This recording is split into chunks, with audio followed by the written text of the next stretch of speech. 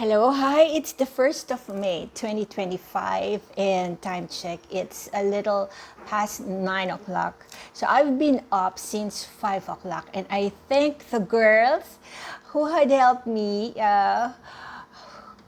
Because yesterday I was just out, I was looking for the modern fixes for, I call it feminine prerogatives, but of course, it's going to be so not politically correct. But according to my belief system, yes, it's a female prerogative, which is very archaic perspective in comparison with today's popular viewpoints on the gender privileges.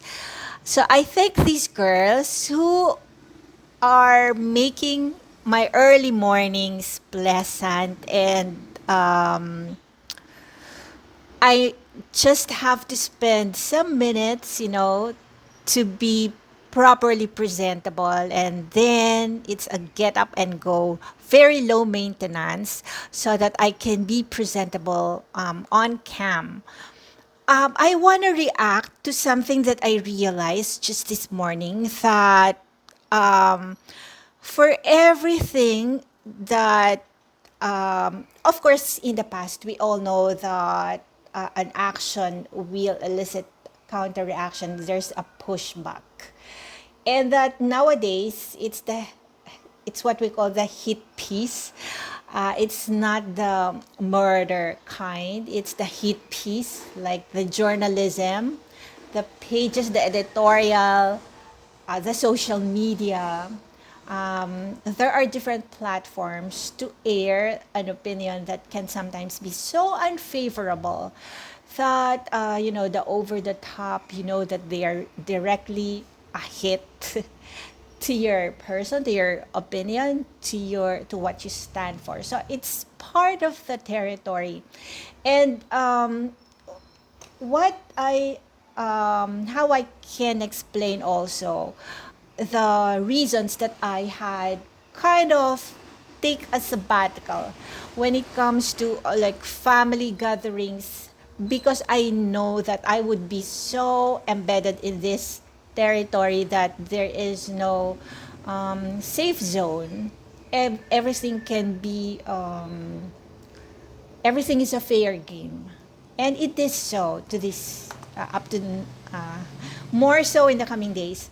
Like, our perceived biases can work against us. It's just for me, I want to, in light of the every person's tendency, priority that can be interpreted as bias, um, of being inconsistent, of having a double standard. I just want to have to give this perspective a notice. Like, when you see naturally, in the natural order of things, when we see like a family in shambles, or they're having a rumble, a family rumble, intramurals within their family system, family feud, the normal reaction would be like, to stand back and allow them to resolve everything that they're going through, right? So we recognize our limitations.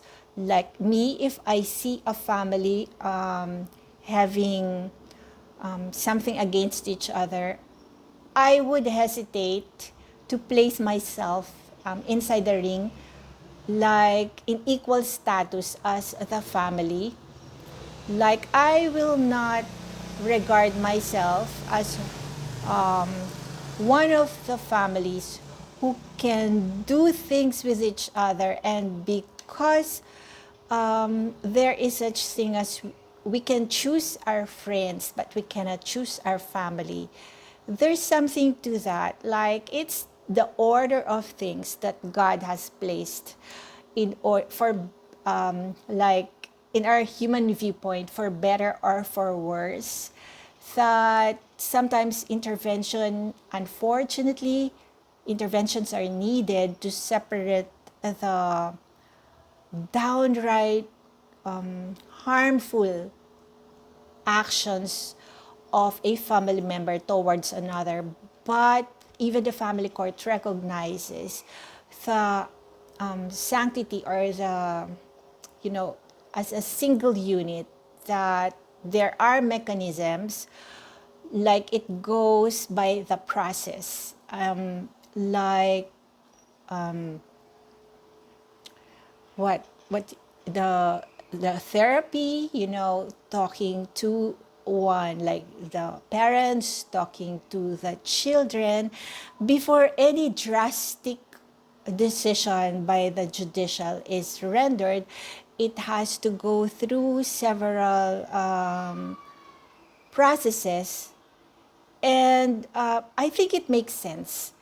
I think even in our modern day fast food generation, certain steps are not omitted or should not be bypassed. Like, for example, me and my brother Jerry, if we have our own misunderstanding at some point in time, like, are there any siblings who had not experienced that anyway, like when they were small, when they're growing up, when the stakes are getting more serious and more lasting, far reaching, especially when they have respective family. But what I'm saying is that sometimes the discretion also of the mediation that can, like, take it upon themselves to be responsible for the outcome of how a family will fare, how they will end up resolving their issues. It also cannot be that certain steps in the resolution of the problem can be bypassed. So that's just what I'm saying. Like the unconditional love that should be there, like the prodigal son. The neighbor's father cannot is not expected to treat the prodigal son of the neighbor the same way that the real father had taken it upon himself to forgive the prodigal son, right? So in the same way that the neighbor's father cannot condemn the real father for not exercising, for having double standard. Why would you do that? He had already sinned. He had squandered his inheritance, and now he's coming back empty-handed from a life of from a degenerate life. You are you are like welcoming him back as like the other son, like my own son, because if for instance there would be comparison about the standards that are going to be used. Like for this generation, all the wayward sons and children or daughters have committed this. So there is only one fits all standard to how that person is going to be treated. So I do not think it is that, I don't think it's going to work that way. In the same way that there is another family dynamics in effect in the neighbor's house, like if I would look upon my neighbor and I would see how they do things, far be it from me, to inject myself into their squabbles and impose my standard on them. And, like, okay, that does it. Because when in friendship, the dynamics in friendship is like, okay, you did something so horrible to me. Now I have a choice whether to reconcile, to do my darnest to mend, and for me, I have really no choice but to go back to the same old friendship relationship, because we're friends. Whereas, like with family members, okay, you truly have done it this time. You have destroyed everything that I have worked for. You have cast aspersions to my name day in and day out. And then one day, when things have simmered down, and that, of course, judgments had been clouded in times past, and that the dust have settled, it's unheard of, or really it goes against our our viewpoints growing up, how we should disown someone based on, no, disown a family member, because of the things that had been done in the past. I am not saying that a mediation had not been warranted or justified. I am not saying actually that there is no life outside or after the decision, after a judicial decision had been sought and rendered and had been finished, that it's going to be a life of a stranger to each other.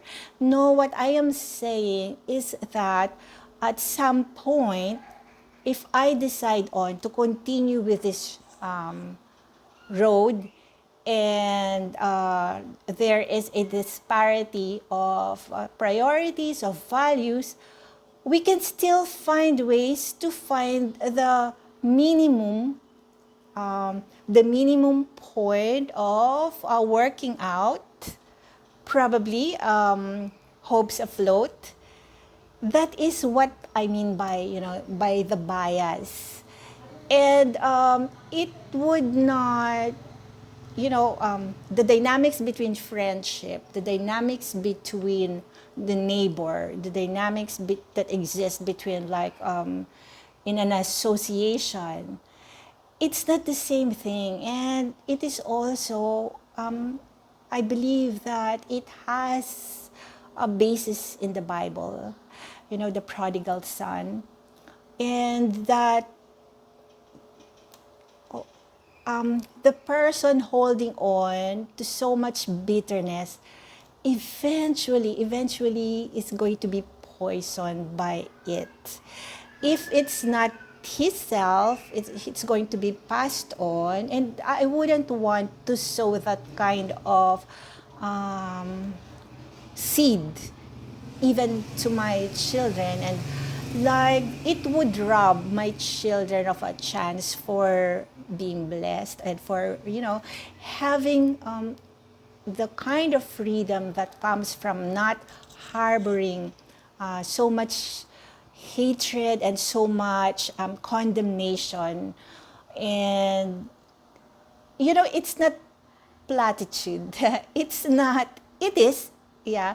If I'm not going to somehow struggle against my worst self, to really go for it, to make punch for punch, like hurt for hurt, eye for an eye kind of thing. Probably for the time period where it is needed. And then afterwards, when everything has been said and done, and that there is no more actions to be taken other than acceptance, because let's face it, some things are beyond our control. What can we do? But for the things what we can do something about them. Of course, diba, we're not going to leave any stones unturned towards that goal. And yes, it's the kind of prayer that I had been familiarized with. I pray for the difference, for the discernment, to know the things that I can change, and from the things that I cannot do anything about, that I am powerless, but to accept and live with it as as gracefully as I can. And this doesn't just apply to me. This applies to everyone. Like if I'm going to live my life tunnel visioning and being, having this person occupy free space in my mind, rent free, as they say, who will end up losing more than what had been at stake in the first place, more than what had been, more than what the opportunities that had been lost already. So I believe that in cases like this, especially in the beginning of any relationship, I don't think that it's going to help to start at the wrong foot.